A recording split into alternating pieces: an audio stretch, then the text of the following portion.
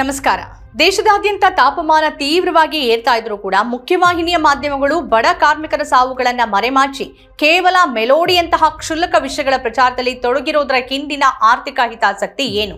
ಪ್ರಧಾನಿ ಮೋದಿ ಅವರು ಕೇವಲ ದೇಹದಲ್ಲಿ ನೀರಿನ ಅಂಶವನ್ನ ಕಾಯ್ದುಕೊಳ್ಳೋಕೆ ಕರೆ ನೀಡ್ತಿರೋದು ತಾಪಮಾನ ಏರಿಕೆಗೆ ಕಾರಣವಾಗಿರುವ ಸರ್ಕಾರದ ಕೈಗಾರಿಕಾ ನೀತಿಗಳ ಮೇಲಿನ ಜವಾಬ್ದಾರಿಯಿಂದ ನುಣುಚಿಕೊಳ್ಳುವ ತಂತ್ರ ಅಂತ ಅನ್ಸೋದಿಲ್ವಾ? 2014ರಿಂದ ಭೂಮಿಯ ಉಷ್ಣಾಂಶ ಪ್ರತಿ ದಶಕಕ್ಕೆ ಸರಾಸರಿ 0.36 ಡಿಗ್ರಿ ಸೆಲ್ಸಿಯಸ್ನಷ್ಟು ಹೆಚ್ಚಾಗ್ತಾ ಇದ್ರೂ ಕೂಡ ನೈಸರ್ಗಿಕ ಕಾಡುಗಳ ನಾಶವನ್ನ ತಡೆಯುವಲ್ಲಿ ರಾಷ್ಟ್ರೀಯ ಹಸಿರು ನ್ಯಾಯಮಂಡಳಿ ಅಂದ್ರೆ NGT ವಿಫಲ ಆಗೋದಕ್ಕೆ ಕಾರಣ ಏನು?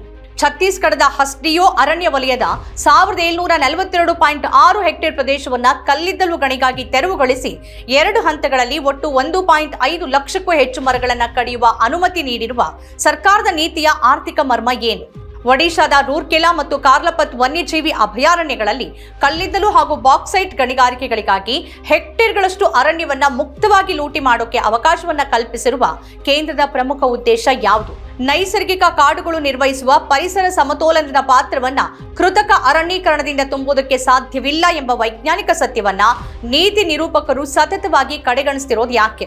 ಹಗಲಿನಲ್ಲಿ ತೀವ್ರ ಬಿಸಿಲಿಗೆ ಒಡ್ಡಿಕೊಂಡು ದುಡಿಯುವ ಬಡವರು ರಾತ್ರಿ ಮನೆಗೆ ಮರಳಿದಾಗಲೂ ನಿರಂತರ ವಿದ್ಯುತ್ ಕಡಿತದಿಂದಾಗಿ ತತ್ತರಿಸ್ತಿದ್ರೂ ಕೂಡ ಆ ಸಮಸ್ಯೆಗೆ ಪರಿಹಾರ ಎಲ್ಲಿದೆ? ಉತ್ತರ ಪ್ರದೇಶ ಮತ್ತು ತೆಲಂಗಾಣದಂತಹ ರಾಜ್ಯಗಳಲ್ಲಿ ತಾಪಮಾನದ ನಿಖರ ಸಾವುಗಳನ್ನ ಮುಚ್ಚಿಡಲಾಗ್ತಾ ಇದೆಯಾ? ಈ ಬಗ್ಗೆ ವಿವರವಾದ ವಿಶ್ಲೇಷಣೆಯನ್ನ ವೀಕ್ಷಣೆ ಮಾಡೋದಕ್ಕೆ ಈ ಕೆಳಗಿನ ಲಿಂಕ್ ಅನ್ನ ಕ್ಲಿಕ್ ಮಾಡಿ. ನೀವಿನ್ನೂ ಕೂಡ ವಾರ್ತಾ ಭಾರತಿ ಚಾನೆಲ್ ಅನ್ನ ಸಬ್ಸ್ಕ್ರೈಬ್ ಮಾಡಿಲ್ಲ ಅಂತ ಆದ್ರೆ ಈಗಲೇ ಈ ವಿಡಿಯೋದ ಕೆಳಗೆ ಕಾಣುವ ಸಬ್ಸ್ಕ್ರೈಬ್ ಬಟನ್ ಹಾಗೆಯೇ ಬೆಲ್ ಐಕನ್ ಅನ್ನು ಒತ್ತಿಬಿಡಿ.